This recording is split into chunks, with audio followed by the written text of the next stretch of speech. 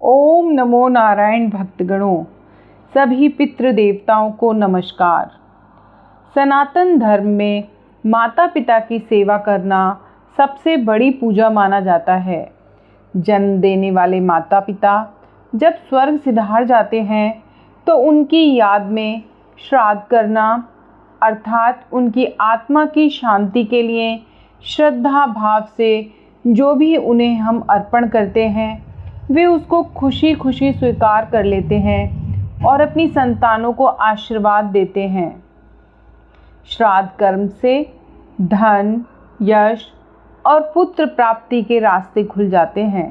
सबसे पहले यह श्राद्ध कर्म कहाँ से शुरू हुआ? कहते हैं परम पिता ब्रह्मा जी के वंश में महर्षि ऋषि अत्रि पैदा हुए। उनके पुत्र भगवान दत्तात्रेय का जन्म हुआ। फिर उनके पुत्र नीवि और नीवि के पुत्र श्रीमान हुए। श्रीमान बड़े ही तपस्वी थे। उन्होंने कई वर्षों तक तपस्या करके अपने प्राणों का त्याग किया। इससे उनके पिता नीवि बहुत दुखी हुए। उन्होंने अपने धर्म के अनुसार अपने पुत्र का सारा क्रियाकर्म किया। उन्होंने श्राद्ध में उपयुक्त होने वाली सभी सामग्रियों को इकट्ठा करके और उनके पसंद की सभी चीज़ों को जमा करके ब्राह्मण को भोजन करा के सभी क्रियाकर्मों को किया। कहते हैं श्राद्ध में अन्नदान का बहुत अधिक महत्व है। यह श्राद्ध पक्ष हर वर्ष 15 दिनों के होते हैं। भादो मास की पूर्णिमा से शुरू होकर आश्विन मास की अमावस्या तक यह पर्व चलता है। यह 15 दिन सिर्फ हमारे पितरों के लिए ही होते हैं। इसमें हम अपने पितरों के लिए दान, तर्पण आदि सभी वो कर्म करते हैं जिनसे कि उनकी आत्मा की शांति होती है। पितृपक्ष की पौराणिक कथाएं सुनाने से पूर्व मेरा आपसे अनुरोध है कि इन कथाओं को आप पूरी श्रद्धा और भाव के साथ सुने, तभी आपको इसका फल प्राप्त होगा। पितृपक्ष की पौराणिक कथाएं। शास्त्रों के अनुसार श्राद्ध के नियम। भगवान श्री कृष्ण ने कहा कि आत्मा कभी मरती नहीं, ये बस एक शरीर से दूसरे शरीर में बदलती रहती है। इसीलिए हम अपने पूर्वजों के लिए जो भी अर्पण करते हैं वो उन्हें अवश्य ही प्राप्त होता है। पितृपक्ष की पौराणिक कथाएं। शास्त्रों के अनुसार क्या है श्राद्ध के नियम? भगवान श्री कृष्ण कहते हैं कि आत्मा कभी मरती नहीं, ये बस एक शरीर से दूसरे शरीर में बदलती रहती है। इसीलिए हम अपने पूर्वजों को जब भी कुछ अर्पित करते हैं तो वो उन्हें अवश्य ही मिलता है। दानवीर कर्ण, जिनके नाम के आगे ही दानवीर लगा है, उन्होंने पूरी उम्र बहुत दान किया। कोई भी उनसे कुछ मांगता वो कभी भी खाली हाथ नहीं जाता था। कर्ण जब परलोक गए तो वहाँ उन्हें वो सब कुछ दुगना दिया गया जो कि उन्होंने अपने संपूर्ण जीवन में दान किया था। लेकिन वो सब हीरे जवाहरात और सोना चांदी ही थे। कर्ण को खाने को कुछ नहीं मिला क्योंकि उन्होंने कभी भी अपने जीवन में अन्न का दान नहीं किया था। कर्ण भूख से व्याकुल हो गए। अंत में यमराज से विनती करके धरती पर आकर फिर से दान करने की आज्ञा मांगी। यमराज ने कर्ण को 14 दिनों का वक्त दिया। कर्ण ने धरती पर आकर जमकर भोजन दान किया और श्राद्ध किया। जब कर्ण पुनः परलोक वापस आए तो उनके पास खाना पहुंच चुका था। इसीलिए हिंदुओं में भोजन दान करना बहुत शुभ माना गया है। श्राद्ध के दौरान तो गरीबों को भोजन खिलाना ही चाहिए। इसके जरिए ही हमारे पूर्वजों को सीधे पहुंच जाता है। कहा जाता है कि इन दिनों यमराज की आज्ञा से आत्माएं ज़मीन पर आती हैं और अपने वंशजों की ओर से अर्पित किए गए भोजन का भोग करती हैं। पितृपक्ष की एक अन्य पौराणिक कथा के अनुसार जोगे तथा भोगे 2 भाई थे। दोनों अलग अलग रहते थे। जोगे धनी था और भोगे गरीब था। दोनों में परस्पर बड़ा ही प्रेम था। जोगे की पत्नी को धन का अभिमान था किंतु भोगे की पत्नी बड़ी सरल हृदय थी। पितृपक्ष आने पर जोगे की पत्नी ने उससे पितरों का श्राद्ध करने के लिए कहा तो जोगे इसे व्यर्थ की चेष्टा मानकर टालने की चेष्टा करने लगा। किंतु उसकी पत्नी समझती थी कि यदि ऐसा नहीं करेंगे तो लोग बातें बनाएंगे। फिर उसे अपने मायके वालों को दावत पर बुलाने और अपनी शान दिखाने का यह उचित अवसर लगा। अतः वह बोली, आप शायद मेरी परेशानी की वजह से ऐसा कह रहे हैं, किंतु इसमें मुझे कोई परेशानी नहीं होगी। मैं भोगे की पत्नी को बुला लूँगी, दोनों मिलकर सारा काम कर लेंगे। फिर उसने जोगे को अपने मायके न्योता देने के लिए भेज दिया। दूसरे दिन उसके बुलाने पर भोगे की पत्नी सुबह सवेरे आकर काम में जुट गई। उसने रसोई तैयार की, अनेक पकवान बनाए, फिर सभी काम निपटाकर अपने घर आ गई। आखिर उसे भी तो पितरों का श्राद्ध तर्पण करना था। इस अवसर पर न जोगे की पत्नी ने उसे रोका, न वह खुद ही रुकी। शीघ्र ही दोपहर हो गई और पितर भूमि पर उतरे।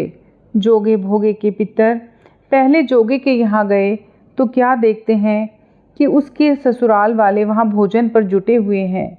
निराश होकर वे भोगे के यहाँ गए। वहाँ क्या था, मात्र पितरों के नाम पर अग्यारी दे दी गई थी। पितरों ने उसकी राख चाटी और भूखे ही नदी के तट पर आ पहुँचे।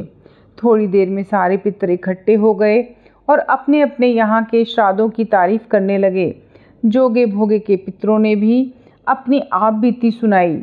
फिर वे सोचने लगे, अगर भोगे समर्थ होता तो शायद उन्हें भूखा ना रहना पड़ता, मगर भोगे के घर में तो 2 जून की रोटी भी खाने को नहीं थी। यही सब सोचकर उन्होंने भोगे पर दया आ गई। अचानक वे नाच नाच कर गाने लगे कि भोगे के घर धन हो जाए, भोगे के घर धन हो जाए। सांझ होने को हुई। भोगे के बच्चों को कुछ भी खाने को नहीं मिला था। उन्होंने माँ से कहा, माँ भूख लगी है। तब उन्हें टालने के उद्देश्य से भोगे की पत्नी ने कहा, जाओ आंगन में हांडी औंधी रखी है, उसे जाकर खोल लो और जो कुछ मिले बांट कर खा लेना।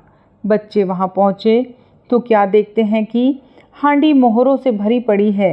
वे दौड़े दौड़े माँ के पास पहुँचे और उसे सारी बातें बताईं। आंगन में आकर भोगे की पत्नी ने यह सब कुछ देखा तो वह भी हैरान रह गई। इस प्रकार भोगे भी धनी हो गया, मगर धन पाकर वह घमंडी नहीं हुआ। दूसरे साल का पितृपक्ष आया। श्राद्ध के दिन भोगे की पत्नी ने 56 प्रकार के व्यंजन बनाए। ब्राह्मणों को बुलाकर श्राद्ध किया, भोजन कराया, दक्षिणा दी। जेठ जेठानी को सोने चांदी के बर्तनों में भोजन कराया। इससे पितर बड़े प्रसन्न तथा तृप्त हुए।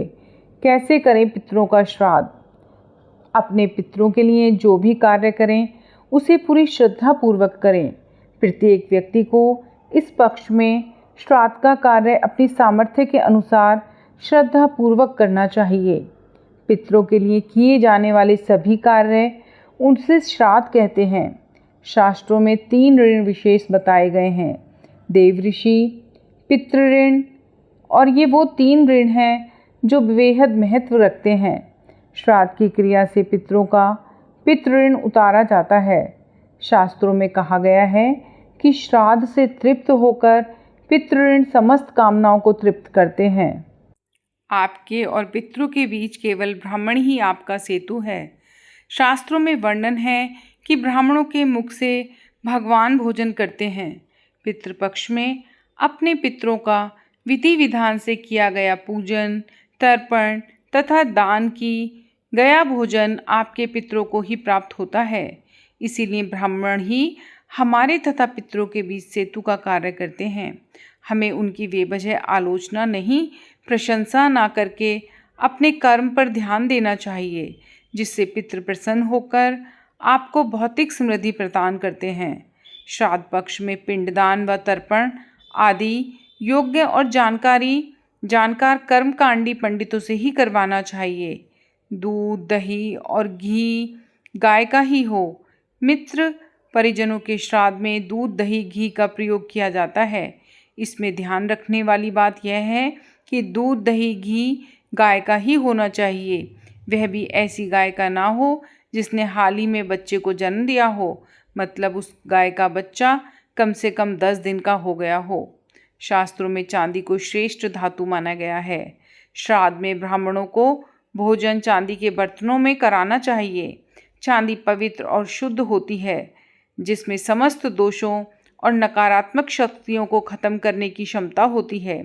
यदि पितरों को भी चांदी के बर्तनों में रखकर पिंड या पानी दिया जाए तो वे संतुष्ट होते हैं। चांदी के बर्तन उपलब्ध ना हो तो पेड़ के पत्तों से बनी पत्तलों में भोजन परोसें।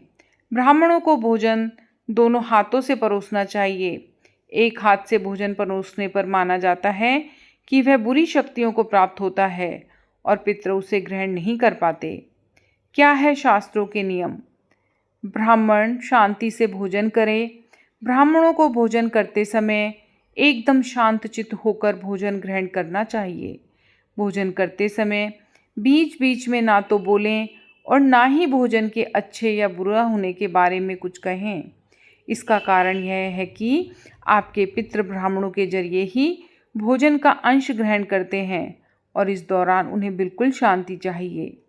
पितरों की तिथि को ही श्राद्ध करें। शास्त्रों के नियमों के अनुसार श्राद्ध परिजनों की मृत्यु तिथि और चतुर्दशी के दिन ही किया जाना चाहिए। 2 दिन श्राद्ध करने से पितृ संतुष्ट होते हैं।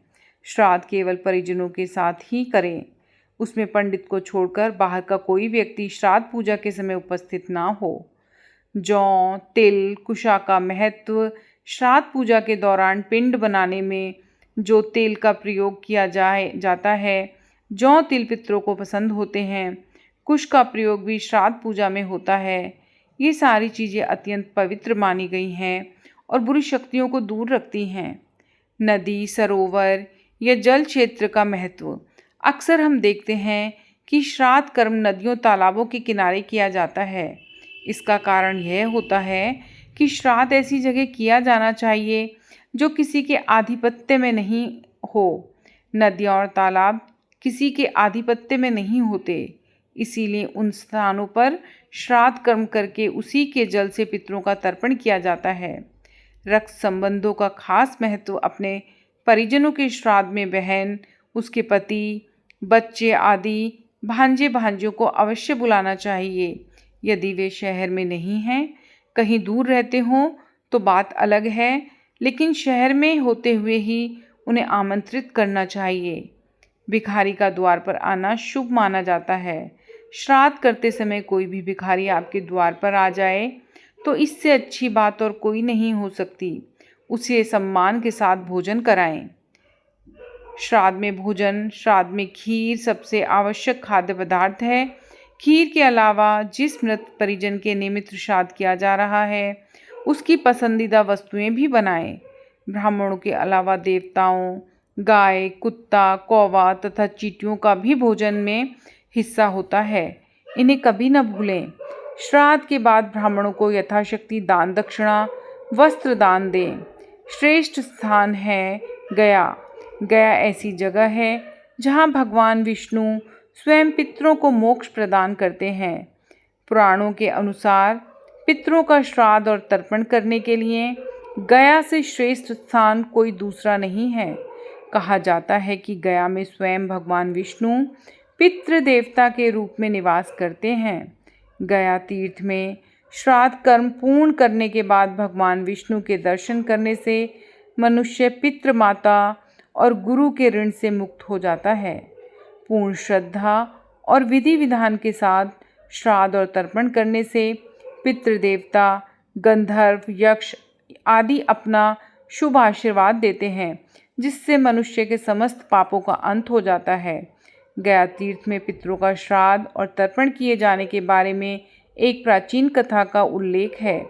पुराणों में मिलता है कि गयासुर नाम के एक असुर ने घोर तपस्या करके भगवान से आशीर्वाद प्राप्त कर लिया। भगवान ने उसे मिले आशीर्वाद का उसने दुरुपयोग किया। गयासुर ने देवताओं को ही परेशान करना शुरू कर दिया। गयासुर के अत्याचार से दुखी देवताओं ने भगवान विष्णु की शरण ली और उनसे प्रार्थना की कि वह गयासुर से देवताओं की रक्षा करें। इस पर भगवान विष्णु ने अपनी गदा से गयासुर का वध कर दिया। बाद में भगवान विष्णु ने गयासुर के सिर पर एक पत्थर रखकर उसे मोक्ष प्रदान किया। अगर आपको ये पौराणिक कथाएं अच्छी लगती हैं तो मेरे चैनल को सब्सक्राइब करें, वीडियो को लाइक एंड शेयर करें। धन्यवाद दोस्तों।